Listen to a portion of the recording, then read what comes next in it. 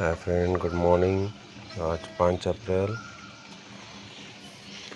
देखिए बारिश हो रही है धनबाद में, सब जगह बारिश। इसी के चलते और बेचारे कबूतर जो हैं